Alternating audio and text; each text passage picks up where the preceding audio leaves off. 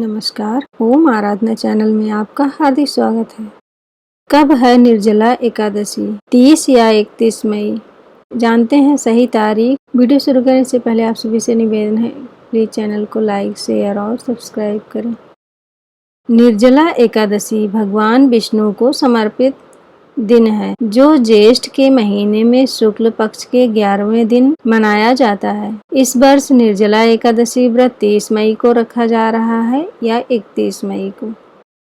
निर्जला एकादशी का हिंदुओं में बड़ा धार्मिक महत्व है। यह दिन सबसे पवित्र दिनों में से एक माना जाता है, जो भगवान विष्णु को समर्पित है। लोग इस शुभ दिन पर पूजा करते हैं, उपवास रखते हैं और भगवान विष्णु से आशीर्वाद मांगते हैं। पंचांग के अनुसार ज्येष्ठ माह के शुक्ल पक्ष की एकादशी तिथि 11वें दिन को निर्जला एकादशी मनाई जा रही है। इस वर्ष एकादशी तिथि 31 मई 2023 को है। निर्जला एकादशी पूजा का शुभ मुहूर्त, नियम, महत्व और पारण का समय।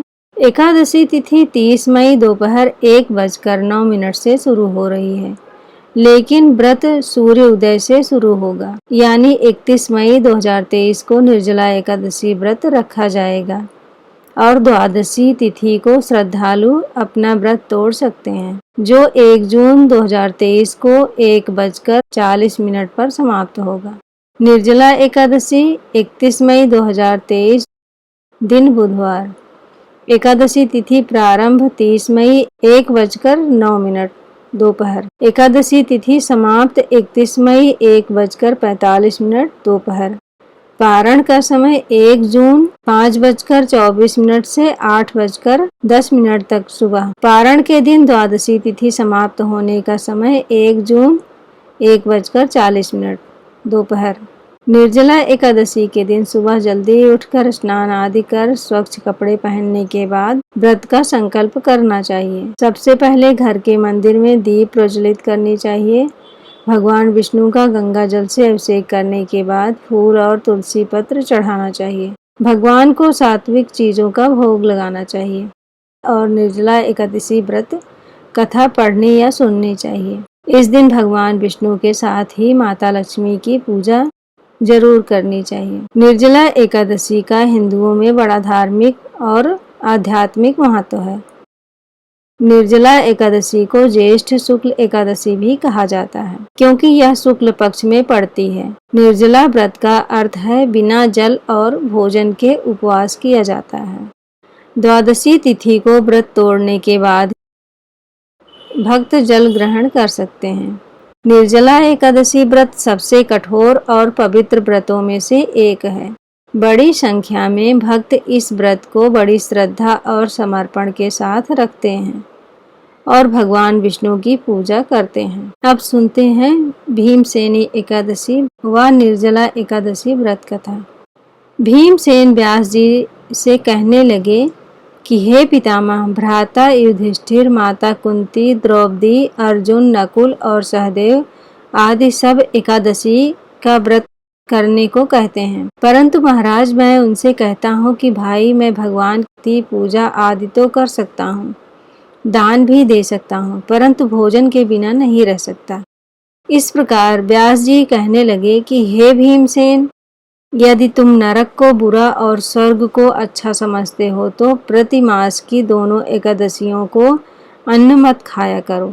भीम कहने लगे कि हे पितामह, मैं तो पहले ही कह चुका हूँ कि मैं भूख सहन नहीं कर सकता। यदि वर्ष भर में कोई एक ही व्रत हो तो वह मैं रख सकता हूँ, क्योंकि मेरे पेट में वृक नाम वाली अग्नि है। मैं भोजन किए बिना नहीं रह सकता। भोजन करने से वह शांत रहती है, इसलिए पूरा उपवास तो क्या, एक समय भी बिना भोजन किए रहना कठिन है।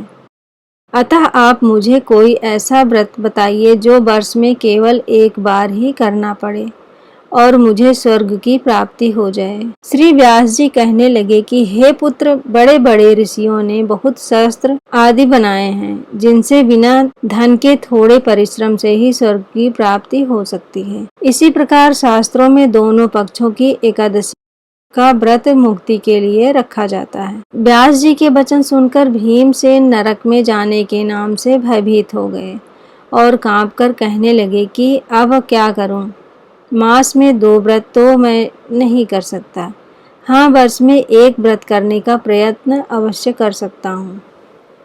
अतः वर्ष में 1 दिन व्रत करने से यदि मेरी मुक्ति हो जाए तो ऐसा कोई व्रत बताइए। यह सुनकर व्यास जी कहने लगे कि वृषभ और मिथुन की संक्रांति के बीच ज्येष्ठ मास के शुक्ल पक्ष की जो एकादशी आती है उसका नाम निर्जला है। तुम उस एकादशी का व्रत करो।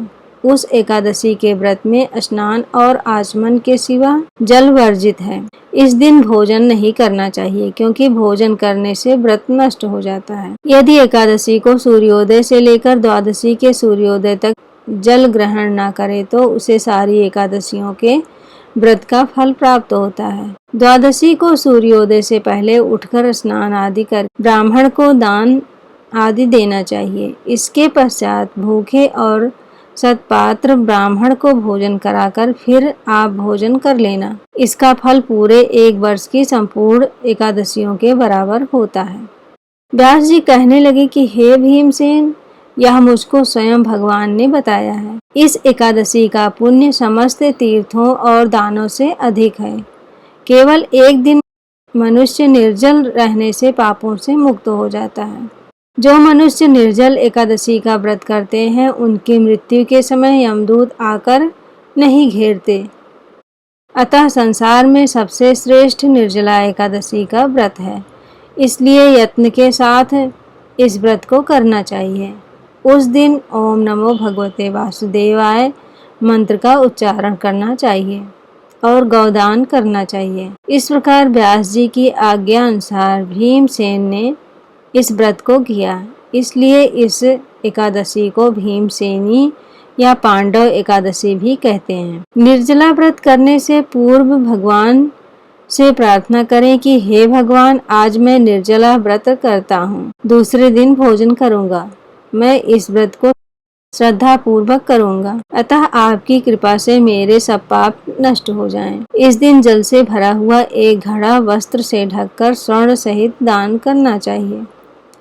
जो मनुष्य इस व्रत को करते हैं उनको करोड़ों फल सोने के दान का फल मिलता है और जो इस दिन यज्ञ आदि करते हैं उनका फल तो वर्णन ही नहीं किया जा सकता। इस एकादशी के व्रत से मनुष्य विष्णु लोक को प्राप्त होता है। जो मनुष्य इस दिन अन्न खाते हैं वह चांडाल के समान है। वह अंत में नरक में जाते हैं। जिसने निर्जला एकादशी का व्रत किया है वह चाहे ब्रह्म हत्यारा हो, मद्यपान करता हो, चोरी की हो या गुरु के साथ द्वेष किया हो, मगर इस व्रत के प्रभाव से स्वर्ग को जाता है। हे कुंती पुत्र, जो पुरुष या स्त्री श्रद्धा पूर्वक इस व्रत को करते हैं अग्रलिखित कर्म करने चाहिए। प्रथम भगवान का पूजन, फिर गौदान, ब्राह्मणों को मिष्ठान व दक्षिणा देनी चाहिए तथा जल से भरे कलश का दान अवश्य करना चाहिए। निर्जला के दिन अन्न, वस्त्र, उपाहन आदि का दान भी करना चाहिए। जो मनुष्य भक्ति पूर्वक इस कथा को पढ़ते या सुनते हैं उन्हें निश्चय ही स्वर्ग की प्राप्ति होती है। जय श्री हरे विष्णु भगवान। अगर आप इस चैनल पर नए हैं तो प्लीज लाइक, शेयर और सब्सक्राइब करें जिससे आने वाले वीडियो आपको मिल जाएं। धन्यवाद। कमेंट में विष्णु भगवान की जय जरूर लिखें।